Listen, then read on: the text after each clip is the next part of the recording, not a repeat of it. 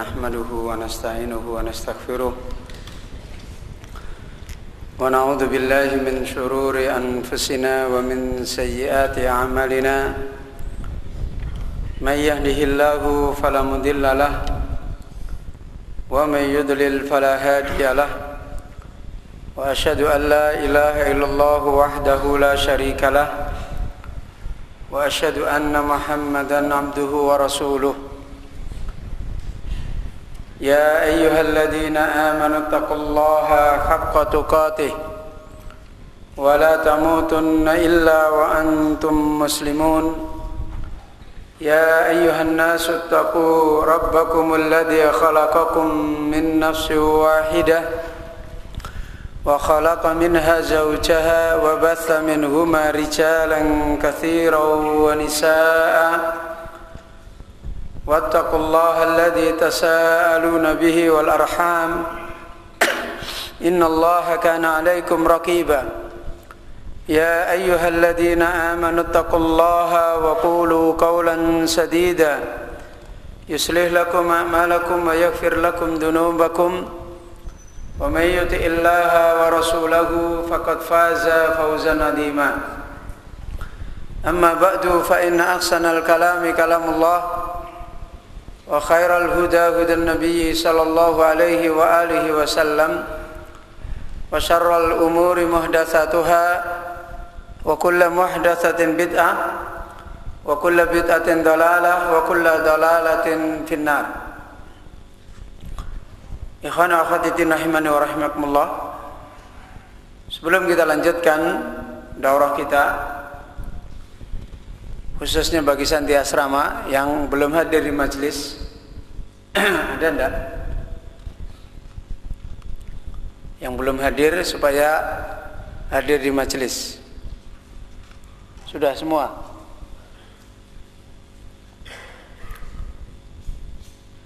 Kita lanjutkan kembali penjelasan beliau Al-Imam Ibnul Qayyim rahimahullah tentang Al-Adba'us Su'ada yang pertama, yang kedua.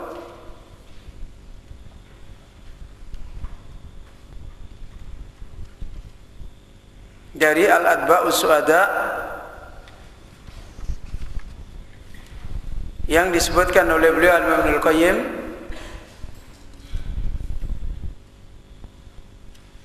orang-orang yang mereka itu meraih kebahagiaan dengan hukmul istiqlal. Apa hukmul istiqlal?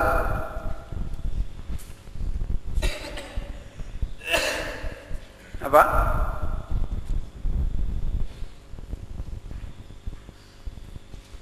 As-su'ada fanau'ani adba'un lahu hukmul istiqlal. Apa hukmul istiqlal? Ya, dia meraih kebahagiaan dengan dirinya sendiri, bukan karena ikut orang lain. Dan inilah hakikat Adba'us Su'ada yang sesungguhnya. Dan kita telah sampai dijelaskan oleh Ibnul Qayyim setelah membawakan dalil pada surat Al-Jum'ah yang terkandung antara Al-Adba'us Su'ada dan Al-Adba'ul Ashqiya sebagai penjelas tentang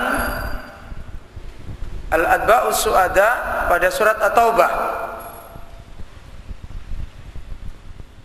Kemudian beliau Ibnul Qayyim rahimahullah membawakan dalil dari hadis Nabi sallallahu alaihi wa alihi wasallam tentang perumpamaan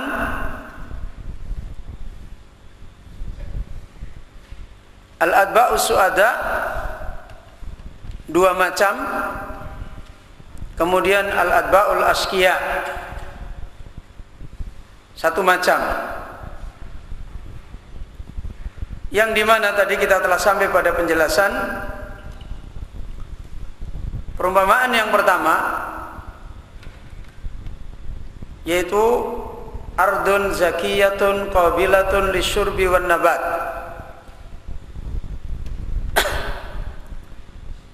Dan ini adalah perumpamaan atba'us syuhada yang paling tinggi, yaitu orang-orang yang mereka memiliki qalb, hati yang zaki, yang zaki, ya, hati yang zaki, yang zaki, yang ini menunjukkan sebagai contoh ardun zakiyatun qabilah. Jadi zakiyah qabilah, hati yang zaki ad-daki.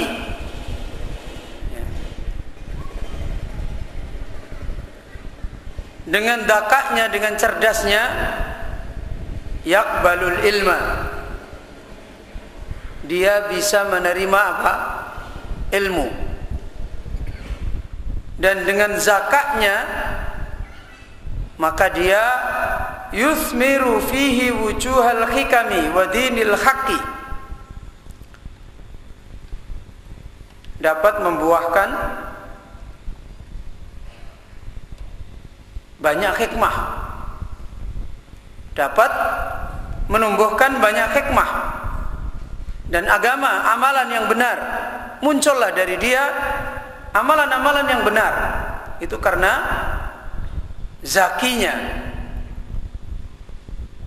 Ketika hati itu zaki, bersih, maka dia menumbuhkan. Kemudian ketika hati itu daka, maka dia menerima ilmu yang disampaikan. Itulah yang disebut dengan perumpamaan bumi yang pertama, yaitu ardun zakiyatun qabilatun. Kemudian Ibnul Qayyim menjelaskan lebih lanjut, wasaniyatu ardun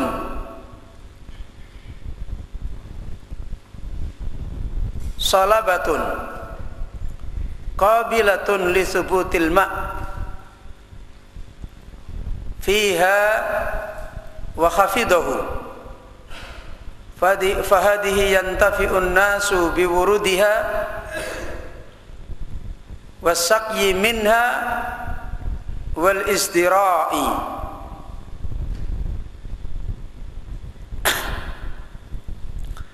Perumpamaan yang kedua adalah bumi yang salabah, bumi yang tidak zakiyah, bumi yang salabah, bumi yang keras, ya, tapi dia qabilah, bisa menerima, menyimpan ilmu, tapi tidak bisa zakiyah. Bumi yang bisa menyimpan air tapi tidak bisa mengolah air. Untuk tetapnya tinggal air itu pada bumi tersebut, wa khafidahu, dan dia bisa menjaga air itu. Maka bumi yang seperti ini manusia mengambil manfaat dengan datangnya air tersebut yang ada pada bumi itu, dan manusia bisa meminum dari bumi itu, wal izdira, dan manusia bisa mengolah melalui air yang ada di bumi itu. Ini perumpamaan yang kedua. Wa hadza matsalul qalbil khafidi lil ilmi. Maka ini adalah merupakan perumpamaan hati yang kuat menghafal, kuat menjaga, lil ilmi, bagi ilmu, alladzi yahfaduhu kama sami'ahu, yang dia senantiasa bisa menghafal, menjaga ilmu itu sebagaimana dia dengar.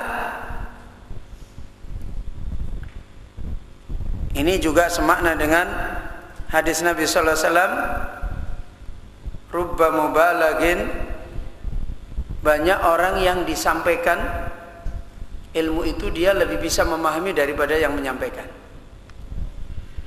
Jadi bisa jadi yang menyampaikan ini amanah, tapi dia tidak diberi oleh Allah zakiyah. Dan bisa jadi yang disampaikan ini diberi oleh Allah zakiyah, sehingga dia bisa memahami.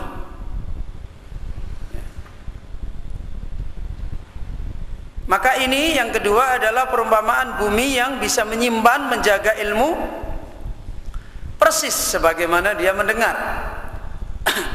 Wala tasarrufa lahu fihi wala istinbata, di mana bumi ini tidak bisa mengolah, hati ini tidak bisa memperjalankan, memahami, merenungi, mengkaji dari datangnya ilmu padanya, dan tidak bisa mengambil istinbat dengan segala keadaannya,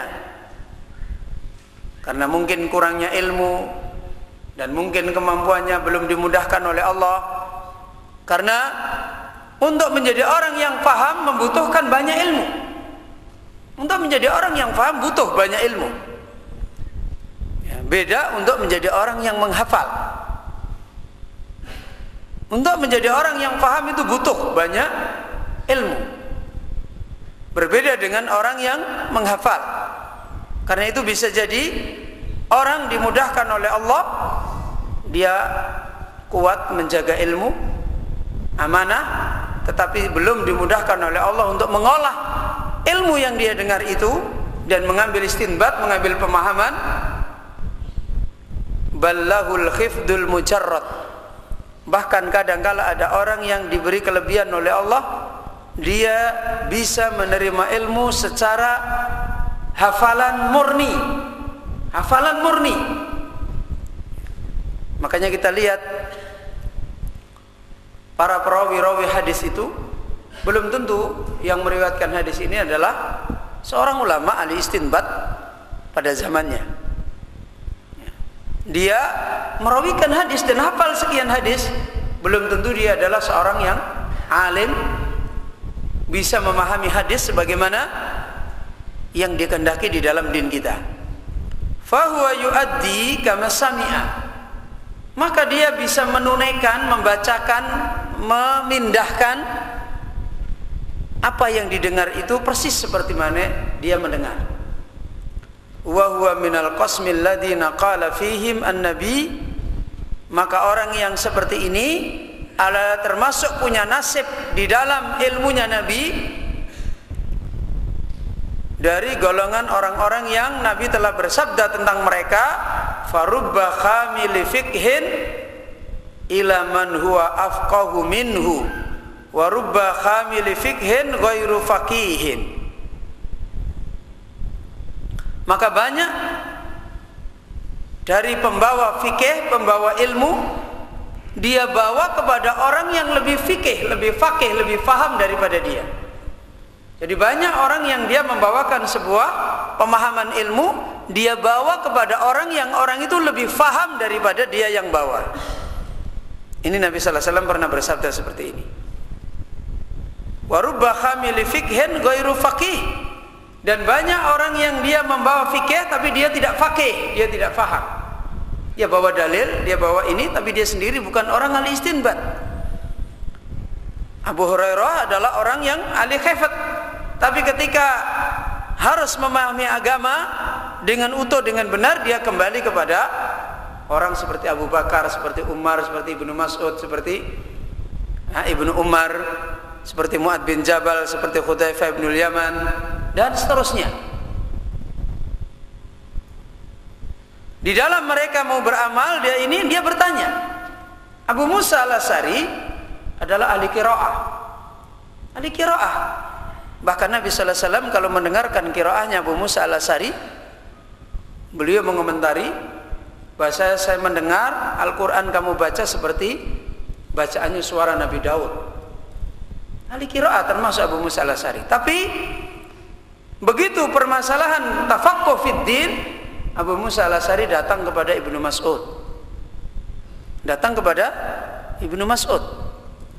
Ketika ada masalah, Abu Musa al-Asy'ari tidak tahu bagaimana memutuskan hukum ini, dia datang kepada Ibnu Mas'ud. Antadiru ila ra'ya Abu Abdullah Ibnu Mas'ud. Saya menunggu pendapatnya Abu Abdullah, yaitu Ibnu Mas'ud. Ini apa yang diterangkan oleh Ibnul Qayyim. Contoh permisalan yang kedua, Fal awwalu mithlul ghaniyyi tajiril khabiri biwujuhil makasibi wat tijarati fahuwa yaksabu bimalihi ma syaa. Wa tsani mithlul ghaniyyi alladhi la khibrata lahu biwujuhir ribhi wal kasbi walakinnahu khafidun limalihi wala yuhsinu tasarrufa wa taqalluba fihi. Yang pertama, yang mana ini yang pertama? Ya? Yang mana yang pertama? Ardun zakiyah qabilah,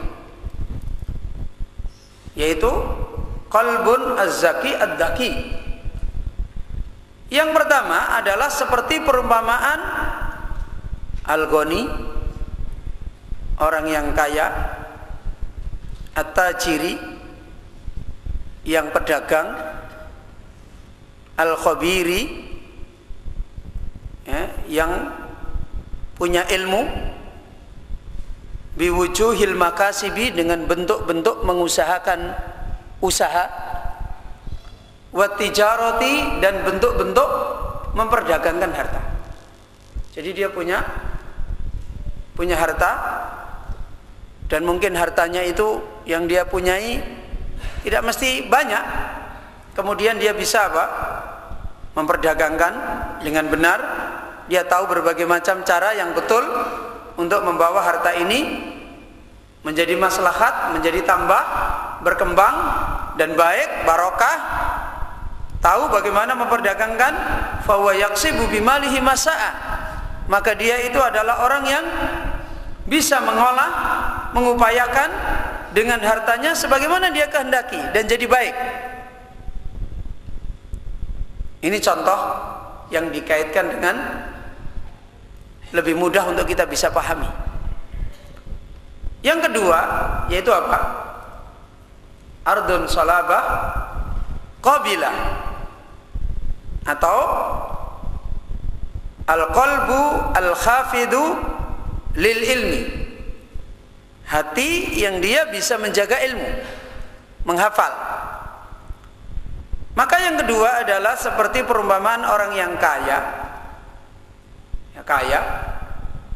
la khibrata lahu biwujuhi ar-ribhi wal kasbi, tapi dia tidak punya ilmu, tidak punya pengalaman, tidak punya pemahaman, tajribah dengan berbagai macam bentuk bagaimana caranya mendapat untung dan berbagai macam bentuk mengupayakan. Bagaimana orang seperti ini yang baik? Dia kemudian berdagang, atau kemudian dia mengembangkan hartanya. Bagaimana yang baik orang seperti ini? Ya dia simpan saja. Kalau dia berdagang kan malah hartanya habis, karena dia tidak tahu. Ya. Mungkin ketika diamanahkan kepada orang yang bisa mengolah harta, bisa berkembang. Ya. Tapi ketika dia sendiri, malah tidak bisa apa-apa, habis. Karena memang dia bisa nyimpen. Kalau nyimpen utuh, diamanahkan kepada seseorang harta 10 tahun dititipkan 1 juta, 10 tahun juga utuh. Ada orang seperti ini, dan utuh, dia amanah dalam hal menyimpan, tapi belum tentu dia bisa mengolah. Sama ilmu juga seperti ini. Walakinnahu khafidun limalihi, tetapi dia bisa menjaga harta. Ya. La yuhsinu tasarrufa wa taqalluba fihi. Dia adalah orang yang tidak mendapatkan kebaikan untuk mengolah harta itu dan membolak-balikkan, memutar pada harta itu. Sama juga dengan ilmu. Maka berarti ada orang yang dikasih harta juga habis, disuruh mengupayakan juga habis. Ini orang yang tidak punya nasib dua-duanya. Sama, dikasih ilmu juga tidak bisa nerima, nggak ada yang membekas. Disuruh memahami juga tidak mudeng. Sama, suruh memahami juga tidak mudeng. Dulu ada santri madrasah, kalau setoran hafalan luar biasa ada. Hafal semua, tidak ada yang tidak hafal. Begitu praktek masuk baca kitab ditanya ini bingung, dia bingung terus, tidak pernah mudeng-mudeng. Ya memang ada orang yang begitu. Ya. Allah takdirkan seperti itu, ditanya ini apa, tidak paham. Tapi begitu setoran hafalan, tidak ada yang salah, itu ada. Ya mudah-mudahan kita dimudahkan oleh Allah juga bisa menghafal, bisa memahami. Ya. Sampai wallahu a'lam pernah ada riwayat, benar dan tidaknya saya belum tahu, ada riwayat seorang alim, seorang ulama, dia ahlul faham tapi hafalannya kurang kuat. Kebetulan dia punya murid hafalannya kuat, maka kemana saja dia pergi menyampaikan ilmu, muridnya ini diajak. Jadi begitu dia lupa, tanya dalilnya sama muridnya, maka muridnya yang ngomong dalilnya, kemudian dia yang jelaskan. Ada riwayat seperti itu, wallahu a'lam benar dan tidaknya saya tidak tahu. Cuma saya pernah mendengar ada riwayat seperti itu. Ya, berarti ini masih untung. Ini hafal tidak, faham tidak, lah ini yang naudzubillah min dzalik.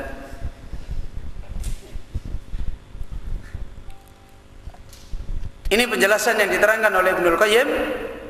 Wal ardu tsalisah, bumi yang ketiga adalah ardun qa.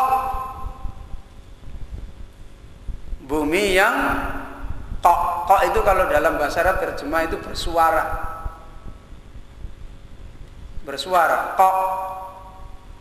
Jadi tanah itu kalau datar, tandus, turun hujan, dikasih air, mesti isinya suara tok. Kan memantul dia suara. Tapi kalau dia menampung, mungkin awalnya bersuara, lama-lama tidak bersuara. Kan begitu kan? Kalau dia menampung air meskipun tandus, hujan, pertama klotak, lama-lama bebek, lama-lama penuh tidak bersuara. Kan begitu kan? Karena tambah penuh, airnya yang menetes dengan jaraknya air tambah dekat. Begitu tambah dekat tambah enggak bunyi. Kalau awal-awal masih bunyi tak dek, lama-lama enggak bunyi, kan begitu. Tapi kalau datar, air lari bunyi terus, tak, wis terus sampai akhir bunyi. Ya seperti itu. Nah, ini ardun qa, bumi yang bersuara, sudah tandus, datar. Wa huwal mustawa alladzi la yaqbalun nabat, yaitu bumi yang rata, tandus, bersuara, dan dia tidak bisa menumbuhkan tanaman, wala yumsiku ma'an, juga tidak bisa menyimpan air. Ya, enggak bisa menumbuhkan tanaman, enggak bisa menyimpan air. Malah biasanya bumi yang seperti ini hanya bekas-bekasnya yang menyengsarakan orang lain. Kan begitu kan? Habis basah kita lewat di situ kepleset. Ya, biasanya kan gitu. Kalau ada air menyimpan, orang masih menghindar. Ada air, jangan lewat situ. Nanti kita kelelep. Tapi kalau bumi yang ada basah-basah rata, kita lari di situ atau motor pas belok di situ bisa terpelanting jatuh. Ini orang-orang yang paham tidak, hafal tidak, biasanya menjatuhkan diri dan menjatuhkan orang lain. Sama seperti itu. Ini perumpamaan yang luar biasa. Ya. Apalagi sudah nggak paham, nggak hafal, banyak ngomongnya, mesti banyak menjatuhkan orang. Dia sendiri juga jatuh, orang lain jatuh, istrinya juga dijatuhkan, anaknya jatuhkan, bapaknya jatuhkan, semua dijatuhkan semua.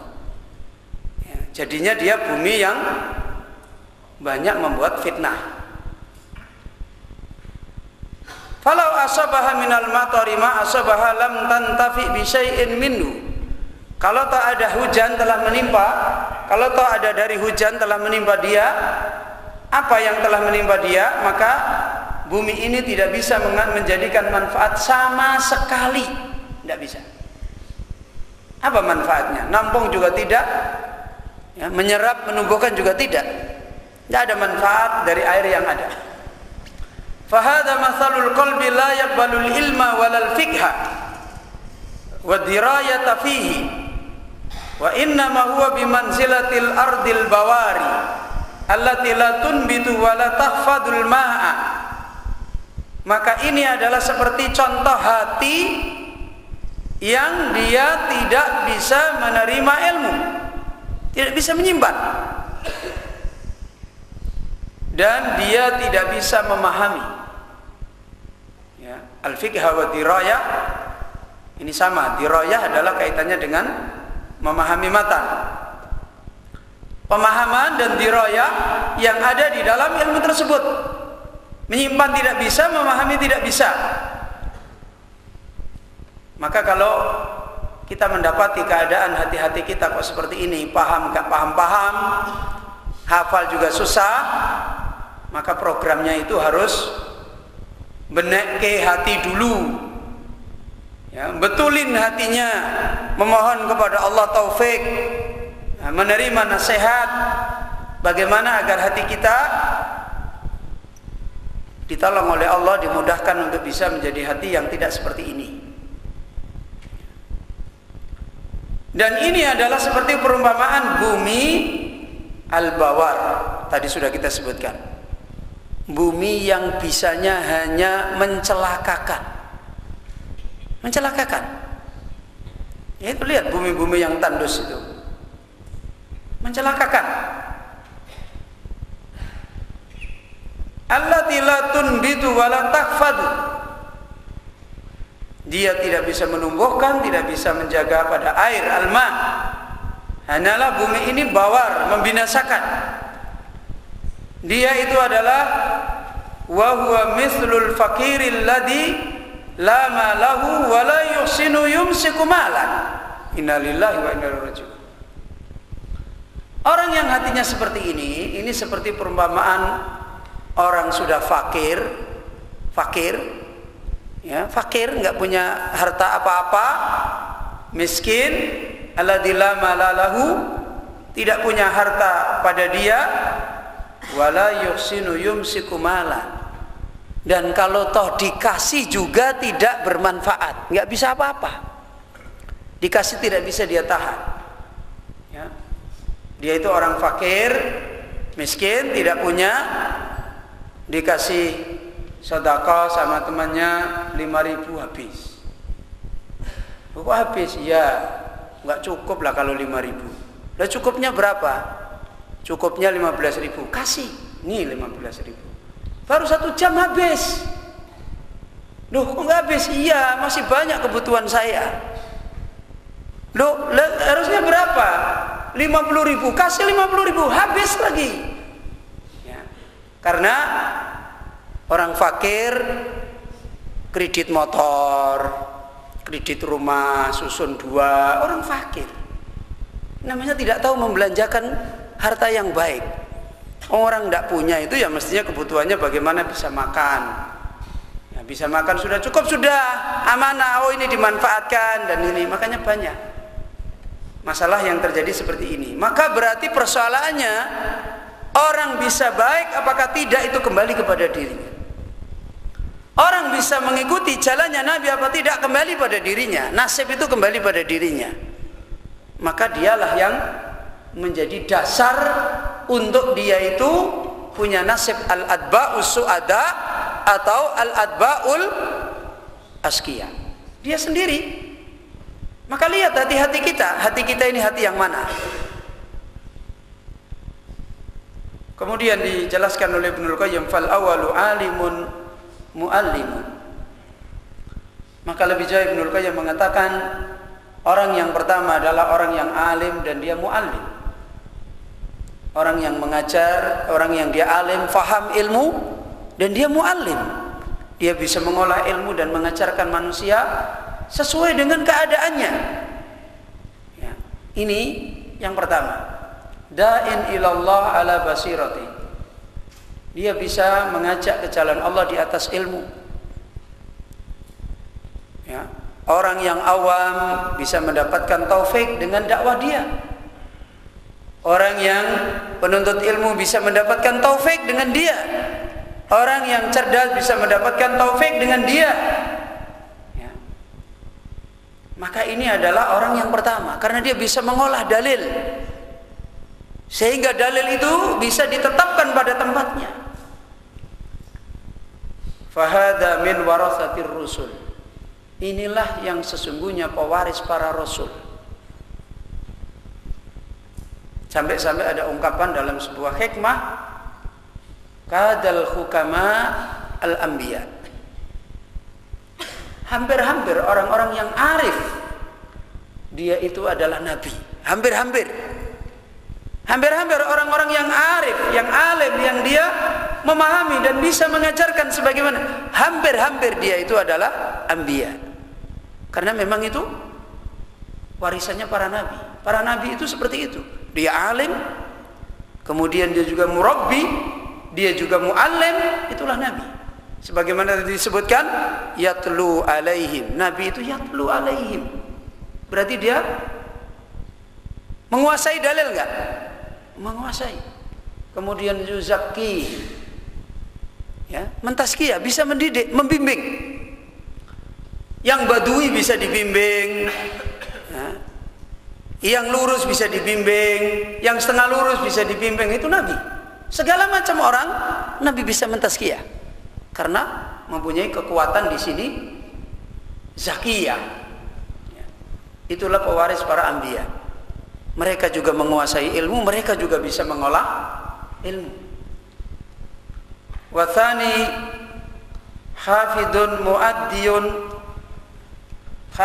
muaddin lima sami'ahu.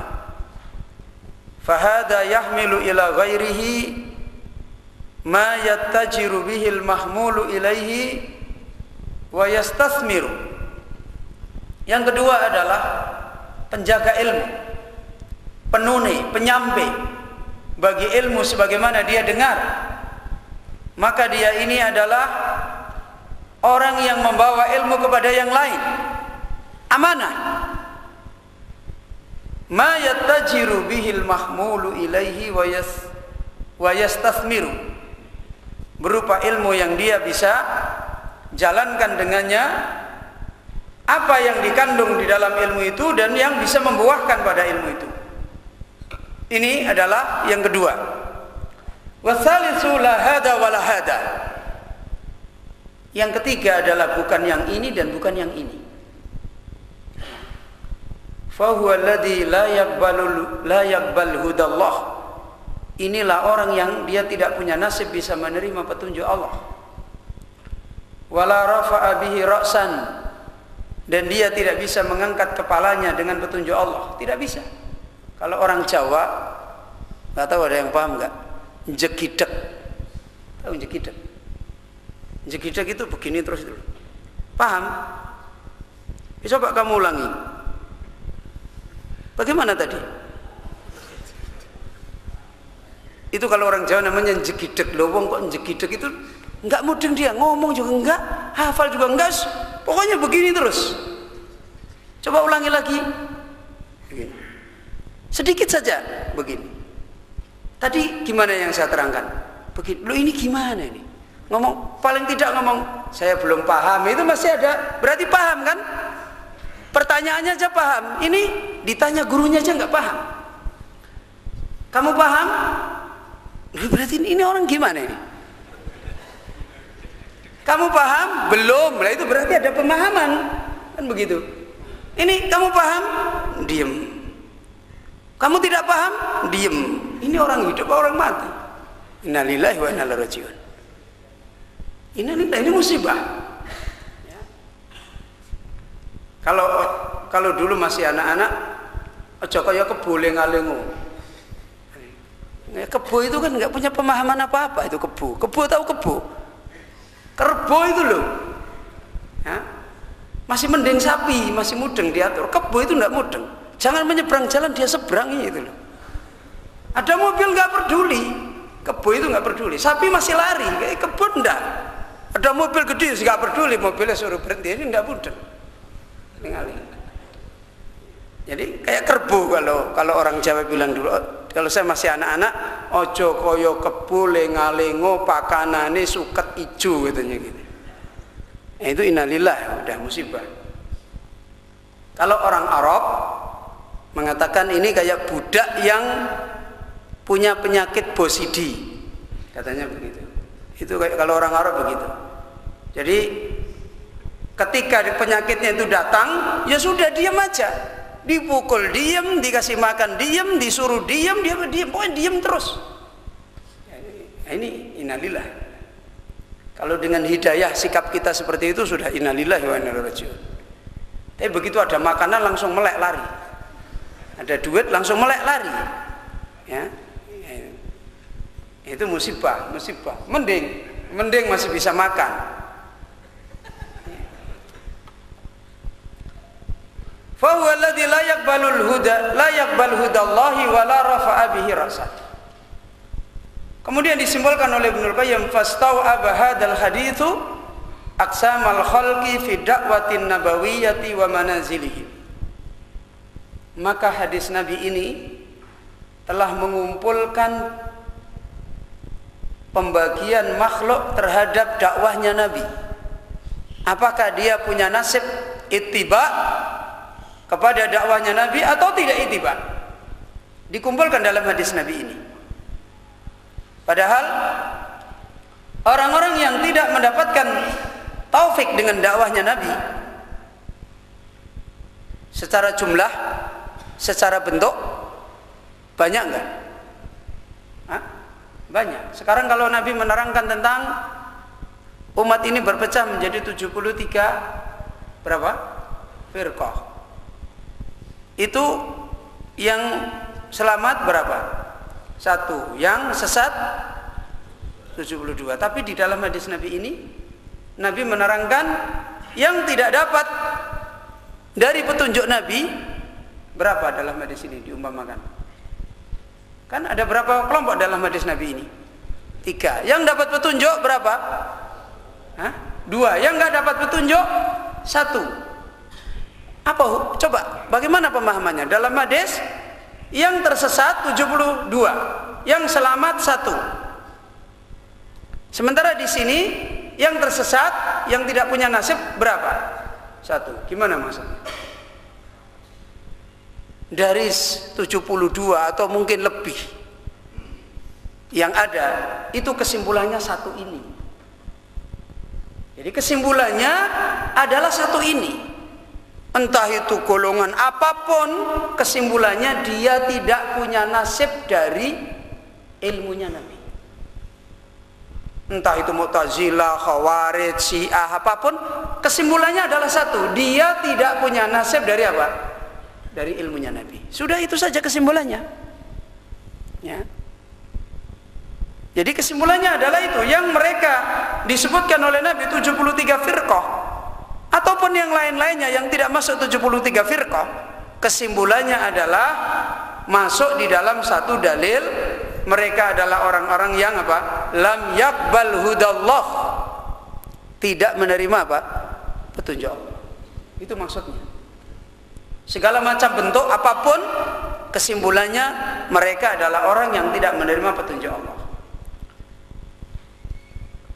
Minha kismani sa'idani wa kismun sakiyun. Dari pembagian makhluk itu ada 2 makhluk, golongan makhluk yang berbahagia. Berarti ini dilihat dari sisi apa? Dari sisi jalan. Ya, dari sisi apa? Jalannya. Yang 1, yang 2 menerima petunjuk Nabi enggak? Menerima.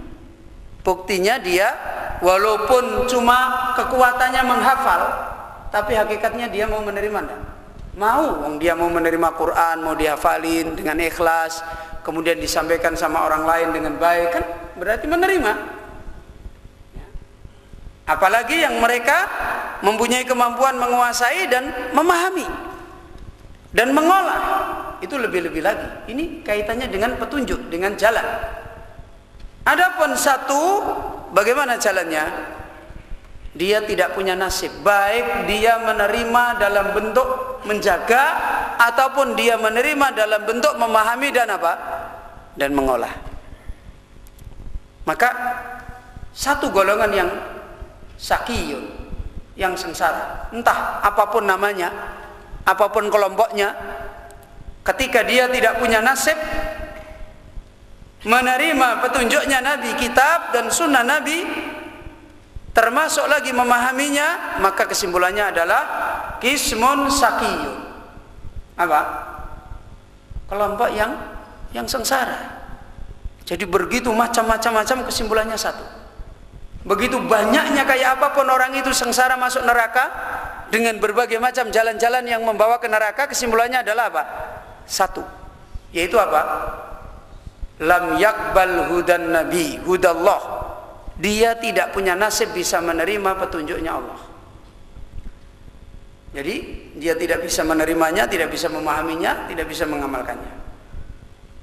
Ini kesimpulan yang terakhir yang diterangkan oleh Imam Ibnul Qayyim rahimahullahu taala dari Al-Adba'us Su'ada Hukmul Istiqlal. Sudah paham? Kemudian kita masuk Al-Adba'us Su'ada yang kedua, yang tidak hukmul istiqlal. Faslun atfalul mu'minin. Fasal yaitu tentang anak-anak kecilnya orang-orang yang beriman. Inilah Adba'us Su'ada yang tidak masuk hukmul istiqlal. Dan ini adalah anugerah Allah Azza wa Jalla. Ya. Anugerah Allah Azza wa Jalla. Orang-orang yang berbahagia bukan karena amalnya. Kalau Al-Adba'us Su'ada yang pertama adalah orang-orang yang berbahagia yang Allah sebabkan dengan karena apa? Karena amalnya, karena nasibnya, karena usahanya, karena jalannya. Tetapi ini adalah Adba'us Su'ada yang dia belum mendapatkan beban tuntunan, yaitu siapa? Atfalul mu'minin, anak-anak kecilnya orang yang beriman yang meninggal dunia dalam keadaan belum baligh.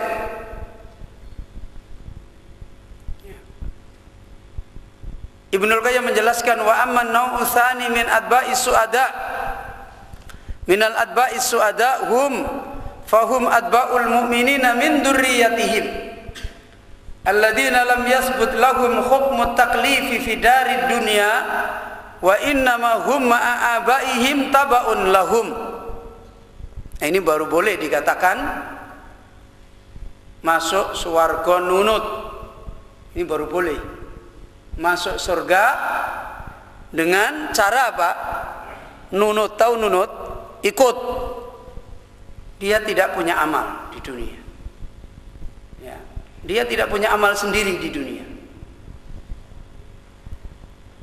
Diterangkan oleh Ibnul Qayyim, adapun jenis yang kedua dari golongan orang-orang yang mengikuti yang berbahagia, mereka itu adalah para pengikutnya orang-orang beriman dari keturunan mereka,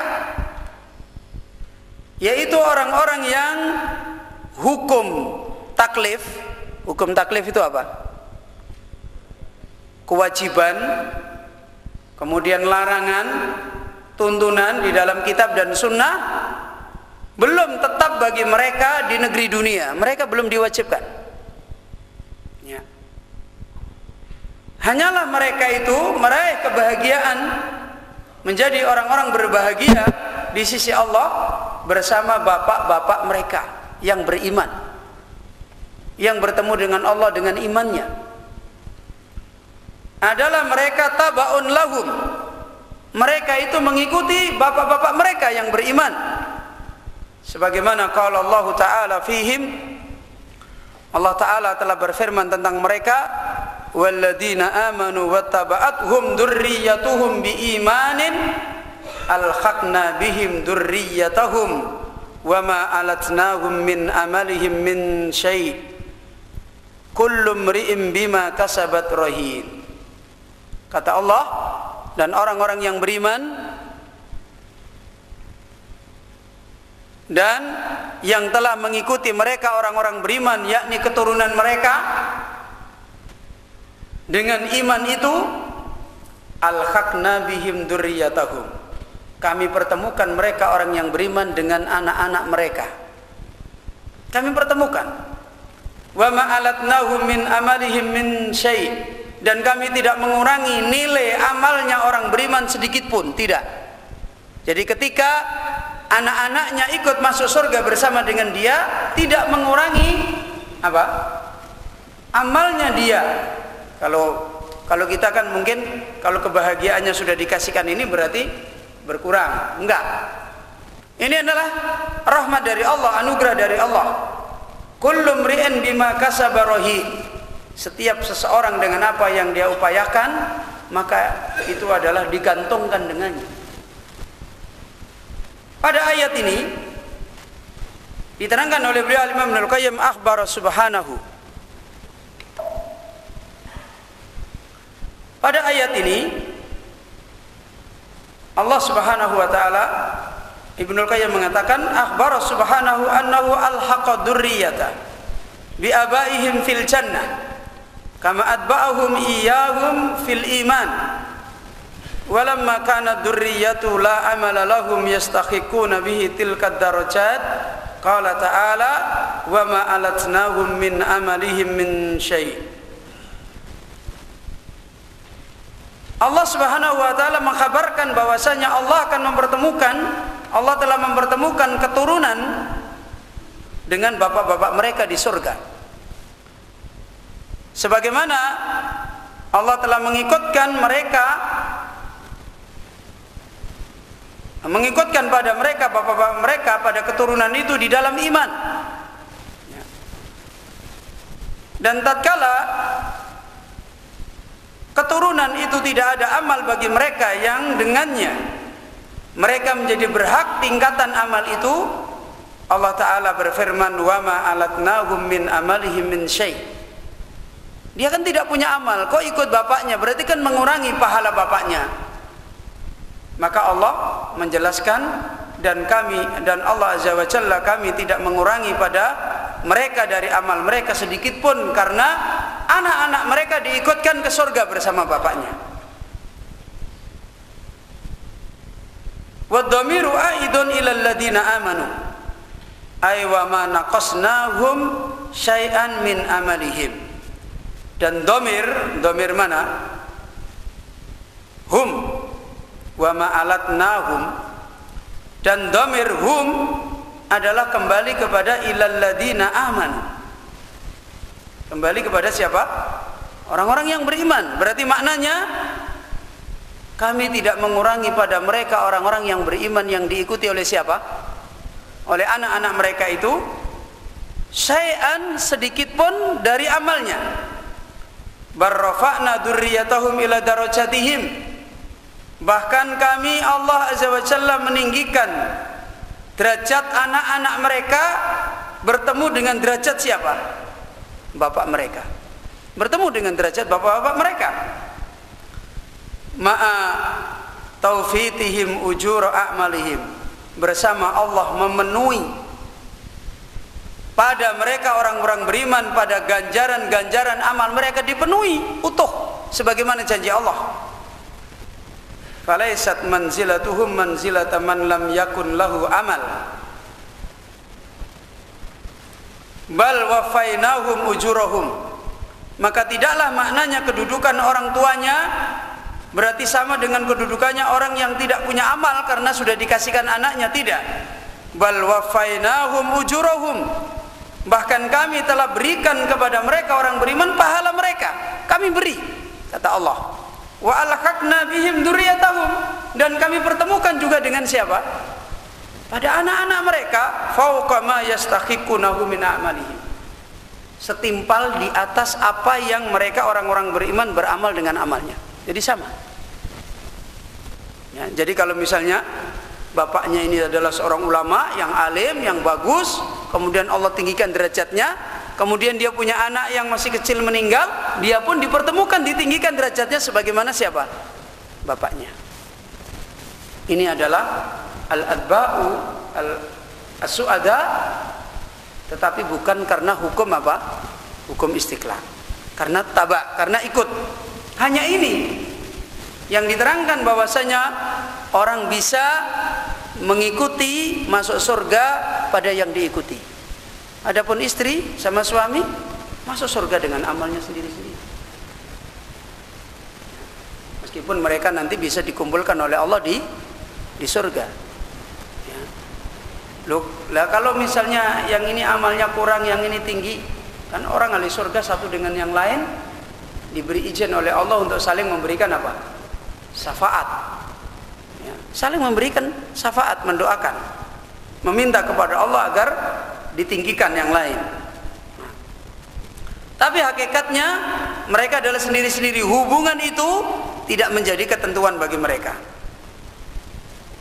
Summa lamma kana hadzal ilhaqu fi thawabi wad darajati fadlan min Allah farubama waqa'a fil wahmi anna ilhaqad durriyati aidan hasilun bihim fi hukmil adli.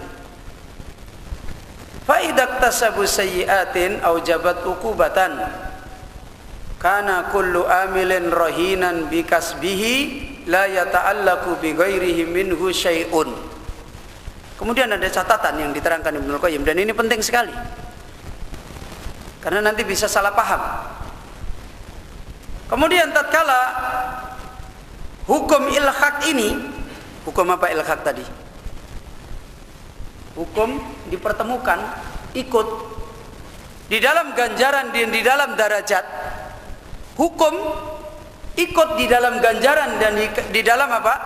Derajat ini adalah fadlan minallah, adalah merupakan fadl dari Allah. Paham ini? Hukum ini ditentukan di dalam ayat ini adalah hukum fadlan minallah, bukan hukum adlan minallah. Beda, paham tidak maksudnya? Ya, ada konsekuensinya nanti. Kalau hukum fadlan itu namanya pemberian, pemberian ya sudah pemberian. Tapi kalau hukum adlan, keadilan, nanti beda maknanya. Kalau pemberian mau diberi, mau diapakan terserah yang memberi. Tapi kalau Allah itu menetapkan hukum keadilan, beda lagi. Kalau keadilan yang baik dikasih apa? Baik. Kalau jelek dikasih apa? Jelek. Karena nanti akan salah paham. Loh kalau begitu, kalau bapaknya, ya, bapaknya misalnya punya kerusakan, punya ini dan sebagainya, apakah juga anaknya akan ditimpakan kerusakan? Kalau ini hukum-hukum adil, maka berarti anak itu harus ditimpakan apa? Kerusakan. Tapi karena ini hukum-hukum apa? Hukum fadl, maka tidak ada hubungannya. Coba Masya Allah, bagaimana hikmah yang sangat luas dari Allah Subhanahu wa ta'ala. Maka boleh jadi terlintas pada pemahaman, ya, sesungguhnya pertemuannya duriyah, keturunan, juga senantiasa berhasil dengan mereka, bapak-bapak mereka, fi hukmil adli, di dalam hukum adil, hukum keadilan. Bisa jadi, oh kalau begitu ternyata bisa, berarti kalau bapaknya misalnya dijerumuskan ke neraka, berarti anaknya juga apa? Dijerumuskan ke neraka, kan begitu. Kalau hukumnya hukum adil, maka tidak demikian. Makanya ada pembahasan secara khusus bagaimana anak-anaknya orang kafir, orang kafir yang meninggal masih belum balik, dia di mana? Ada yang pernah mendengarkan penjelasan tentang itu? Di mana? Oh, itu anaknya orang-orang beriman, ya, yang dia bukan Nabi Adam, Nabi Ibrahim sama Sarah. Sekarang anaknya orang kafir, orang musyrik, masih kecil meninggal. Bapaknya musyrik, kafir, meninggal. Gimana dia? Hah? Di sini ada perbedaan para ulama. Yang pertama menerangkan dia dihukumi seperti hukumnya orang-orang yang di dunia dia tidak bisa menerima ajaran. Misalnya orang itu ditakdirkan oleh Allah, apa istilahnya, majnun, gila seumur hidup. Jadi seumur hidup itu gila. Ya gimana mau diajari apa paham. Atau idiot seumur hidup, dari sejak lahir sampai matinya idiot. Ya. Terus gimana ini hukumnya orang seperti ini? Atau orang yang ada di pucuk gunung yang belum pernah dengar dakwah sama sekali, suku terasing misalnya, karena orang-orang berilmunya senang di kota. Ya, kalau di kota lebih enak jadi dai. Kalau harus mendakwai suku terasing ke hutan-hutan kan sengsara. Yang mau ngasih uang transport ke sana siapa? Ya. Maka akhirnya banyak orang-orang yang belum sampai kepada mereka dakwah. Bagaimana orang seperti ini? Nanti pada hari kiamat orang-orang yang seperti ini dikumpulkan oleh Allah. Kemudian didatangkan Rasul, disampaikan perintah, larangan. Maka siapa yang menerima pada waktu itu, itulah ahli jannah.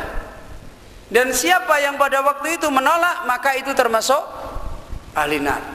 Nah, bayinya orang musyrik yang meninggal dunia belum balik, sebagian ulama dihukumi seperti itu. Berarti apa ini? Berarti didatangkan Rasul, didakwai, kemudian kalau dia nerima maka masuk surga, kalau dia tidak nerima maka masuk neraka. Ini satu pendapat. Pendapat lagi yang satu adalah dia dihukumi seperti anaknya orang beriman. Berdasarkan dalil kullu mauludin yuladu alal fitrah. Ya, setiap yang dilahirkan itu dilahirkan dalam keadaan apa? Fitrah. Maksudnya fitrah ala tauhid, alal iman, alal Islam.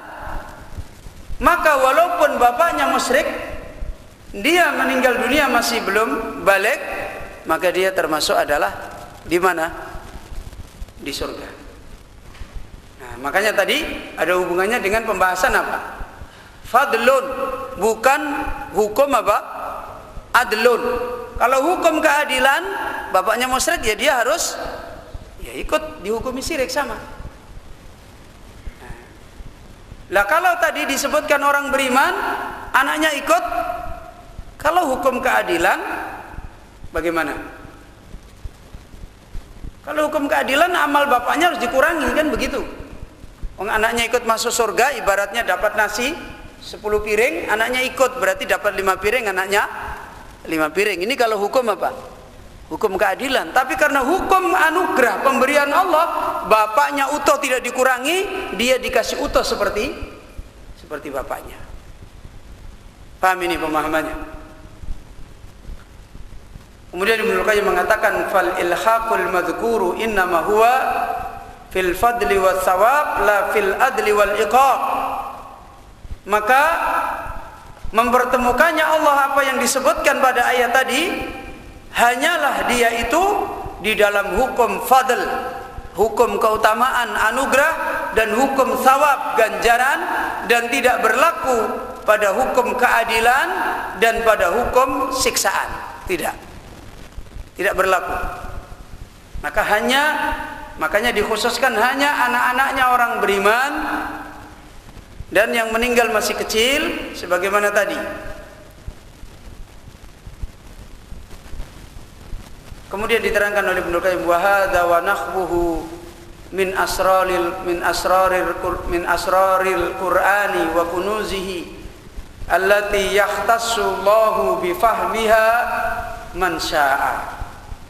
Maka ayat seperti ini dan yang semisalnya adalah merupakan rahasia yang terkandung di dalam wahyunya Allah dan termasuk perbendaharaan emas yang tersimpan di dalam wahyu yang Allah khususkan untuk bisa mencerna memahaminya kepada siapa yang Allah kehendaki. Makanya dengan ilmulah orang-orang akan mendapatkan jalan yang cepat menuju kepada kemuliaan dari Allah Azza wa Jalla. Faqad tadammanat hadhil ayatu aqsamal khalaiqi kullihim wa sa'adatihim wa askiyaihim. Maka pada ayat ini mengandung, mencakup pembagian para makhluk seluruhnya, yaitu yang berbahagianya mereka dan yaitu yang sengsaranya mereka. As-su'ada il-madbu'ina wal adba wal asqiya il-madbu'ina wal adba, yaitu orang-orang yang berbahagia. Ada berapa di sini orang yang berbahagia?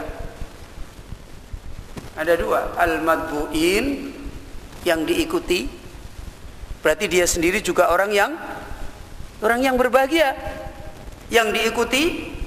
Kemudian wal adba, yang mengikuti. Makanya ada hudatan muhtadin, ya. Orang-orang yang dia mendapatkan petunjuk dan dia memberi petunjuk. Ada orang dia mendapatkan petunjuk untuk dirinya, tapi tidak bisa apa? Tidak bisa memberi petunjuk pada orang lain, ya. Ada orang yang dia mendapatkan petunjuk tapi tidak bisa memberi petunjuk pada orang lain, ada. Makanya di dalam hadis hudatan muhtadi, kan begitu.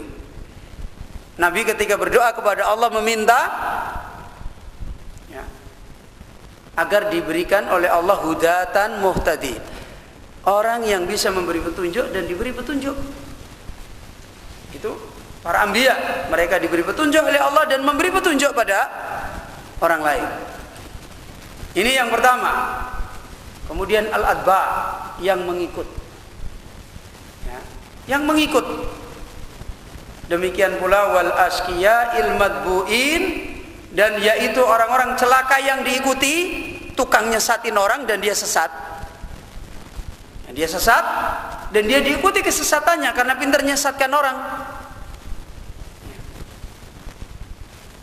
Wal adba, dan orang-orang yang sengsara karena ikut, yang dulu sudah kita bahas. Ada yang kecelek. Tahu kecelek? Hah? Kecewa. Jadi dia sebenarnya pengennya baik, tapi kecewa karena ngikuti orang yang tidak baik. Ya sudah. Karena semuanya itu tidak ada udzur di sisi Allah Azza wa Jalla. Semua tuntunan sudah sampai. Jadi tidak ada alasan bagaimana kita ingin cari orang yang selamat. Kalau tidak mampu selamat menjadi orang yang pertama, jadi orang yang kedua. Kan begitu.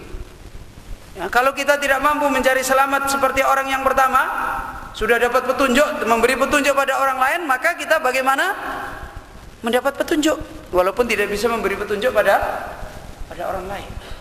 Tidak ada alasan. Ya.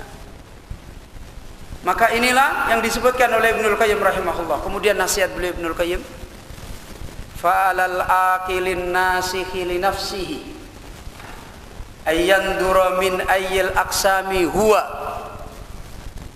wala yaghtarra bil adati wa yukhlida ilal batalati. Masya Allah, ini nasihat yang luar biasa, yang dasar. Jadi permasalahannya sekarang ini, makanya kalau orang-orang Jawa itu selalu dengan bahasa-bahasa yang singkat, tapi sayang orang-orang sekarang nggak paham. Orang-orang Jawa itu kalau beri nasihat kan singkat kan, mbok kowe iki eling, itu eling, ya nggak mudeng eling, ingat. Jadi orang itu kalau selalu ingat, tahu, ingat, mbok bodoh kalau dia ingat, dosa kalau dia ingat, kemungkinan selamat itu ada. Tapi kalau sudah nggak ingat, ya sudah, dosa nggak eling, ya sudah. Baik tidak ingat, dia bisa juga sengsara. Makanya bahasa yang luar biasa. Makanya nasihat Ibnul Qayyim kata fa'alal aqil, maka wajib bagi orang yang punya akal. Kita semua punya akal nggak ini? Iya. Jangan sampai akal kita kayak tadi kebo. Ya. Kalau cuma kita punya akal, kemudian akal kita berlakuan kayak kebo, ya wis jadi kebo wae. Ya. Jadi kebo aja kalau gitu. Fa'alal aqil, dan orang yang punya akal An-nasih. Orang yang punya akal itu sifatnya harusnya nasih. Apa nasih? Memberi nasihat. Kepada siapa memberi nasihat yang paling mendesak? Kepada diri sendiri. Makanya orang tua kita itu kalau kita mau apa nang eling yo. Kan gitu kan. Wahai anakku, ingat. Itu nginget itu bukan suruh nginget tetangga-tetangga. Bukan suruh nginget teman, tapi nginget siapa? Kamu tuh inget dirimu, hati-hati. Loh. Itu nasihat yang luar biasa. Maka Ibnu Qayyim mengatakan, maka atas orang yang berakal, orang yang memberi nasihat li nafsihi pada dirinya. Orang kalau punya akal memberi nasihat, tahu kebutuhan dirinya, ada satu sikap yang dia miliki. Apa sikap itu? Ayyandura min ayyil aqsami huwa. Dia selalu memperhatikan pada dirinya, dia itu termasuk dari kelompok yang mana. Itu loh. Hari-hari itu kita mikir, saya ini termasuk yang mana ya? Paham? Sudah paham? Diam. Kamu bisa ngulangi? Diam. Ini masuk kelompok mana kalau begini? Ya. Harusnya mikir. Orang yang berakal, yang beri nasihat, pengen selamat, ya, pengen sukses, pengen bahagia, pengen tidak sengsara, itu dia banyak ngelihat dirinya. Saya ini masuk mana? Masuk al-asqiya atau masuk as-suada? Ya. Masuk yang golongan berbahagia, berbahagia yang mana? Oh, saya baru bisa untuk mudeng sendiri. Kadang-kadang ini lucu. Dia sendiri nggak mudeng malah nerangkan. Loh, saya itu sering ada santri setoran, dia itu nggak mudeng. Loh, Ustaz kan begini tuh maksudnya. Ini orang mudeng malah nerang ke aku. Loh, biar saya kadang itu lucu. Loh, Ustaz itu kan begini, kan nggak begitu. Loh, kamu itu nggak mudeng nggak malah nerang ke. Ini kadang aneh. Ya. Orang salah itu kan berarti tidak paham, malah nerang ke. Ini kadang-kadang ini nggak mengerti. Ini satu kasus yang kecil, berarti menunjukkan, oh iya aku kijane iki piye to? Oh aku rak mudeng kok malah bantah. Ini yang menunjukkan harusnya orang itu melihat diri. Malah bertahan di situ bantah-bantahan. Ini nasihat yang diterangkan Ibnu Qayyim. Hendaklah dia selalu melihat dia itu masuk golongan yang mana. Kemudian wala yaghtarra bil ada.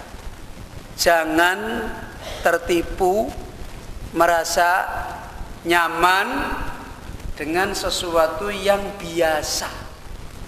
Tahu biasa? Yus aku ngene yo ngene, wong kancaku do ora mudeng ya ora mudeng, ora apa-apa. Ora apal ya aku ora apal ora apa-apa. Jadi masih banyak kok teman-teman saya yang enggak mudeng. Masih banyak teman-teman saya yang enggak apal. Nah, saya, oh kok kamu datangnya kok seminggu cuma sekali? Masih banyak Ustadz yang datangnya cuma sebulan sekali. Jadi dalilnya itu karena yang biasa. Ini nasihat Ibnu Qayyim, jangan tertipu dengan sesuatu yang biasa. Ustadz, tidak usah terlalu apa ya, kenceng-kenceng banget, kita ini kan orang mutaakhirin. Mbok wis masih ngaji alhamdulillah, datang ke madrasah alhamdulillah. Wala yaghtarra bil ada. Jangan kamu tertipu berdalil dengan yang biasa berjalan. Biasanya telat dijadikan dalil, biasanya ramu dengan dijadikan dalil, banyak yang tidak paham jadikan dalil, banyak yang tidak hafal jadikan dalil, banyak yang ngapusi absen jadikan dalil. Ini nasihat Ibnu Qayyim, melihat jujur pada dirinya. Penuntut ilmu itu harus jujur. Saya itu sakjane opo, sakjane bisa saya apa, kemampuan saya sebenarnya di mana, tahu menempatkan diri, melihat. Wa yukhlidu ilal batal. Dan jangan dia wa yukhlida ilal batal. Dan jangan dia mengabadikan sikap batal. batolah. Apa batolah? Batolah itu orang yang senang tidak punya kesibukan. Delongok. Kamu delongok? Nganggur. Jadi belajar cuma 1 jam. Saya kan sudah setoran. Sudah setoran, pergi sana main kelereng, main batu, main.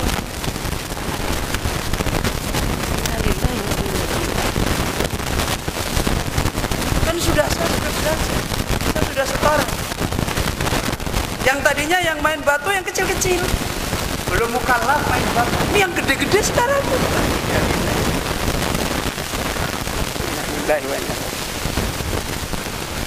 Yang memang manusia itu lucu ya. Ini aneh. Tabiat orang ini. Kalau ada yang semangat belajar, siji ana sing semangat belajar, orang ana sing turun. Cuma kagum dok. Orang kok bisa kayak itu tak. Kok selesai. Tapi begitu ada anak kecil main kelereng. Ya apa yo? Ayo. Akhirnya udah pintar semua. Sing gede-gede yo pinter. Nah, waktunya itu loh nganggur, batolah. Waktu pengangguran ini menuntut ilmu kok main kelereng sempat itu. Oh ini kan cuma sekali Ustaz. Ya sekali boleh, sekali. Tapi perhatikan bagaimana di luar sekali itu gimana. Kerjanya jalan dari ujung ke sini ke sana lagi, keliling lagi ke sana lagi. Apa? Habis kencing ke sana lagi duduk beol, habis beol ke sana lagi muter terus itu. Nanti pergi lagi ke sana. Lo kalau urusan begitu kok rajin, begitu duduk pegang kitab.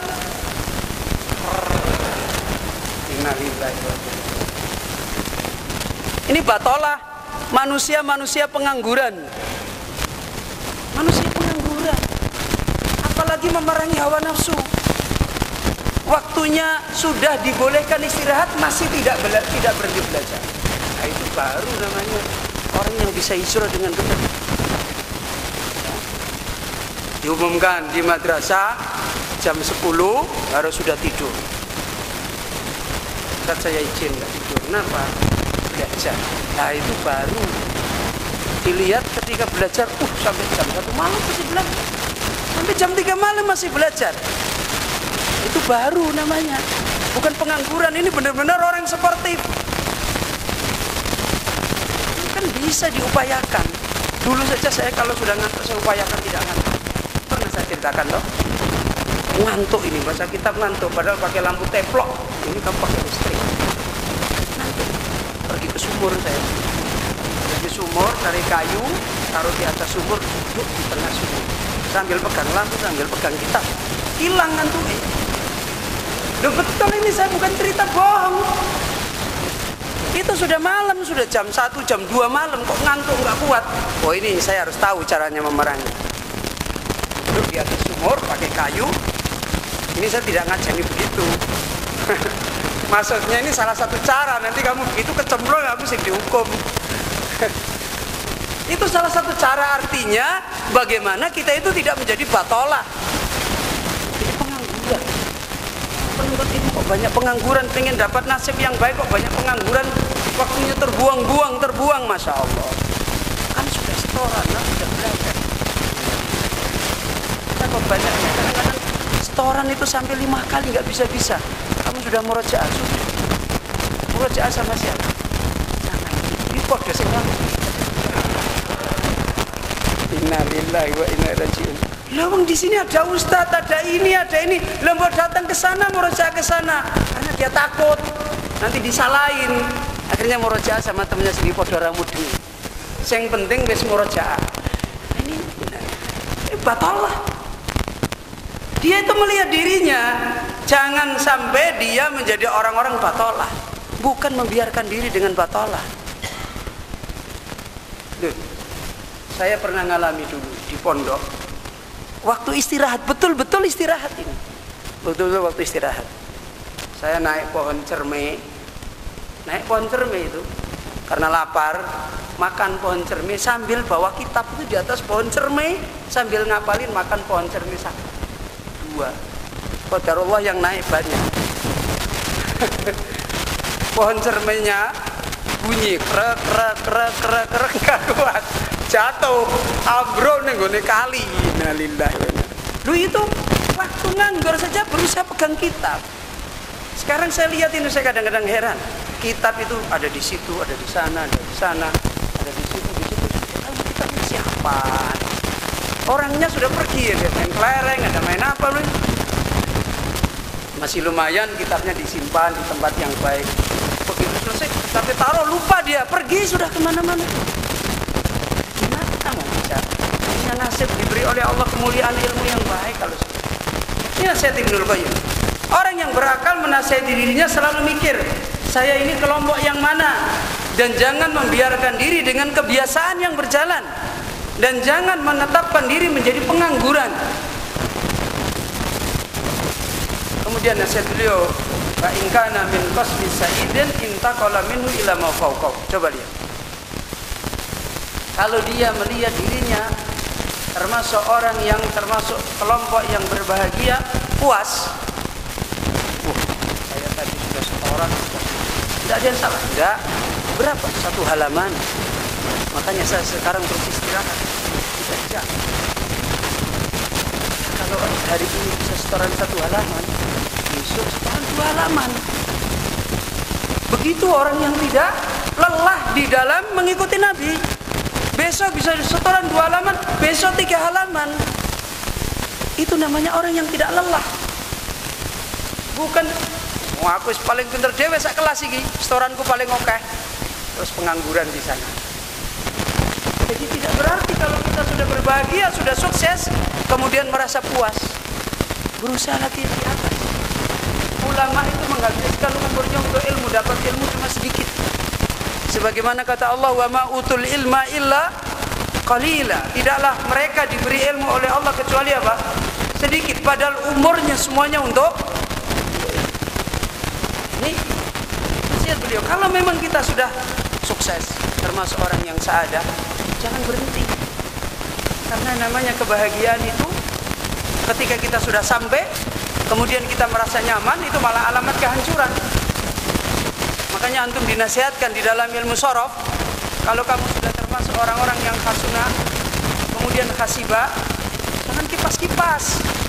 Kalau kipas-kipas ngantuk, jatuh nanti dakroja. Ini kan begitu kan? Kan contohnya di sulasi mujarad 6, rubai mujarad 1. Kalau kamu sudah khasuna, kemudian khasibah, wah sudah diperhitungkan ini, dinilai orang pinter, kemudian kipas-kipas, wah santai ngantuk. Akhirnya jatuh terus. Itu kan nasihatnya ulama, memberi nasihat kepada kita. Akhirnya jatuh. Kalau dia terus mawas diri, ya dia tidak akan jatuh insya Allah. Malah tambah baik, tambah baik, tambah baik. Kemudian wabadala juhdahu, tambah dia mencurahkan usahanya. Kalau hari ini dimudahkan Allah seperti ini, besok mencari kemudahan Allah yang lebih jauh lagi. Wallahu waliyut taufiqi wan najah. Waliyut taufiqu, wallahu waliyut taufiqi wan najah. Maka Allah lah penolong taufik dan penolong kesuksesan. Kemudian yang terakhir, wa in kana min qasmi sakiyin intaqala minhum. Kalau dia termasuk kelompok yang sengsara, yang gagal, yang celaka, kalau dia tahu diri, maka dia berusaha untuk pindah. Jangan membiarkan diri menjadi orang-orang yang askia. Maka dia berusaha untuk pindah dari jalan yang askia ilal qasmis sa'id, menuju kepada kelompok yang berbahagia. Di zamanil imkan, di zaman di mana masih memungkinkan. Selama nyawa kita masih diberi oleh Allah, masih memungkinkan. Tidak ada alasan. Entah tua, entah muda, entah sibuk, entah tidak sibuk, tidak ada alasan. Di zaman masih memungkinkan, berarti Allah memberi kesempatan kita. Kalau kita mau menasihati diri kita. Tapi kalau nggak mau menasihati diri kita, ya sudah. Baik pun akan bisa menjadi rusak. Qabla ayyakul, sebelum dia nanti akan menyesal di akhirat menjadi orang-orang yang askia karena membiarkan diri. Kemudian dia mengatakan, ya laitani takhadtu ma'ar rasuli sabila. Wahai seandainya dulu saya termasuk orang-orang yang mengikuti Nabi, punya nasib yang baik kepada Nabi, saya tidak menjadi orang-orang yang askia. Ikhwan wa akhwati rahimani wa rahmatullah. Kita cukupkan daurah kita pada malam hari ini sampai di sini. Dengan taufik Allah Azza wa Jalla, alhamdulillah. Insyaallah pada pertemuan yang berikut kita akan lanjutkan kepada hakikat jalan kita menjadi orang-orang yang berbahagia, menjadi orang-orang yang mengikuti Nabi yang termasuk selamat. Apa bekal yang harus kita siapkan? Insyaallah pada fasal yang berikut akan dijelaskan oleh Al-Imam Ibnul Qayyim bagaimana bekal yang harus disiapkan orang yang menempuh safar menjadi orang-orang yang al-adba'us su'ada, menjadi orang-orang yang meraih nasib mengikuti Nabi sallallahu alaihi wasallam, yaitu orang-orang yang berbahagia di dalam mengikuti Nabi sallallahu alaihi wasallam. Kita akhiri kajian kita pada malam hari ini sampai di sini. Semoga Allah Azza wa Jalla memberikan taufik kepada kita semuanya di dalam ilmu yang nafi', dan kita diteguhkan oleh Allah Azza wa Jalla sampai kita bertemu dengan Allah Azza wa Jalla termasuk orang-orang yang sebagaimana disebutkan oleh Ibnul Qayyim tadi, yaitu al-atba'us su'ada. Kita akhiri subhanakallahumma wa bihamdika asyhadu an la ilaha illa anta astaghfiruka wa atubu ilaik.